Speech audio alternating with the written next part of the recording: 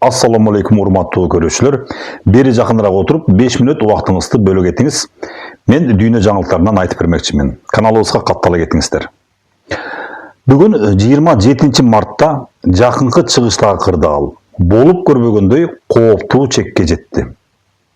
Акыркы 24 сааттын ичинде Иран менен Израилдин ортосундагы тирешүү эми ачык согуштук фазага өттү. Соңку маалыматтарга караганда Израилдин аскердик учактары АКШнын түздөн түз колдоосу менен Ирандын ички аймактарына, анын ичинде Машхад шаарына чейин соккурду. Негизги бута катары Тегерандагы курал-жарак заводдору, ракеталык базалар жана абадан коргонуу системалары тандалган. Иран тарап буга жооп катары чыныгы убада 4 аталышындагы операциясын баштагандыгын расмий жарыялады. Өлкөнүн түштүгүндөгү Бандар Аббас шаарында Ирандын аскердик деңиз флотунун кол башчысы адмирал Алиреза Тангсири соккудан каза болгондугу бүгүн эртең менен ырасталды. Тегеран буга жооп иретинде Израилдин түндүк аймактарына жана региондогу Американын базаларына жүздөгөн дрондорду жана баллистикалык ракеталарды учурду. Учурда эки тараптан тең жоготуулар катталып, Ирандагы каза болгондордун саны 1100дөн ашкандыгы кабарланууда. Бул жаңжалдар дүйнөлүк державалардын жана аймактагы негизги оюнчулардын позициясы кескин айырмаланууда. Америка Кошмо Штаттарынын президенти Дональд Трамп Ирандын мунай жана энергетика объектилерине сокку уруу чечимин 6 апрелге чейин жылдырды.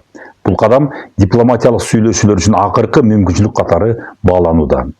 Россия тарап болсо бул соккуларды агрессия деп атап, Бириккен Улуттар уюмунун коопсуздук кеңешин чукул жыйынга чакырды. Бирок Москва азырынча Иранга аскердик жардам берүүдөн карманып, стратегиялык күтүү позициясында турат. Кытай болсо өзүнүн энергетикалык коопсуздугу үчүн камтама болуп, 1,5 миллиард баррелге жакын мунай запасын колдонууга өттү. Түркия аймактык туруктуулукту сактоого чакырса, Индия мунай баасынын өсүшүнөн чочулап, бейтараптуулукту сактоого аракет кылууда. Европа биримдиги болсо ичара экиге бөлүнүп, бирдиктүү позиция таба албай убара. Ал эми Пакистан менен Афганистан АКШнын кийлигишүүсүн ачык айыптап чыгышты. Бул курч-кырдаалда араб дүйнөсүнүн, өзгөчө Сауд Арабиясынын позициясы дүйнө коомчулугунун көңүл борборунда турат. Эр-Рияд расмий түрдө эки тарапты тең токтоолукка чакырып, өзүнүн аба мейкиндигин эч бир тараптын аскердик максаттары үчүн колдонбоосун талап кылды. Сауд Арабиясы бул жаңжалга түздөн түз кийлигишүүдөн качып, өзүнүн көрүнүш 2030 экономикалык реформаларын коргоого аракет кылууда.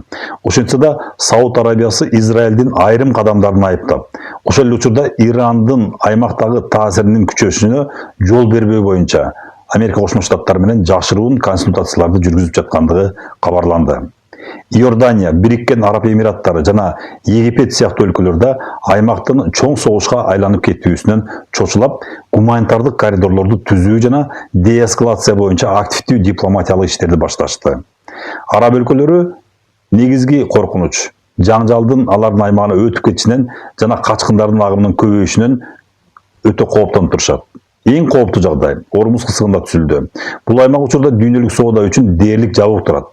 Мунайдын баасы кескин жогорулап, Brent маркасындагы кара алтындын баасы 1 баррелине $108 жетти. Эгер кысык толук жабылса, баа $180 чейин көтөрүлүшү мүмкүн экендигин эксперттер айтышууда. Дүйнөлүк мунайдын 20% ушул кысык аркылуу өтөрүн эске алсак, бул дүйнөлүк экономикага күнүнө $20 миллиард ашык зыян алып келүүдө.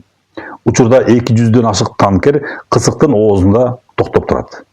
Дүйнөлүк ички дүң продукциясынын 3,15% же $3,5 триллион тобокелдик астында турат. Иран болсо өз мунайын жашыруун жолдор менен экспорттоону улантып, күнүнө $139 миллион киреше табууда. Алар атаандаш өлкөлөрдүн кемелерин гана блоктоп, өзүнүн экспортун башка каналдар аркылуу жүргүзүүгө аракет кылып жатат. Абал саат сайын өзгөрүүдө. Биз окуялардын өнүгүшүнө көз салып турабыз. Биздин каналга катталууну унутпаңыздар. Кайрадан көрүшкөнчө сак саламатта туруңуздар.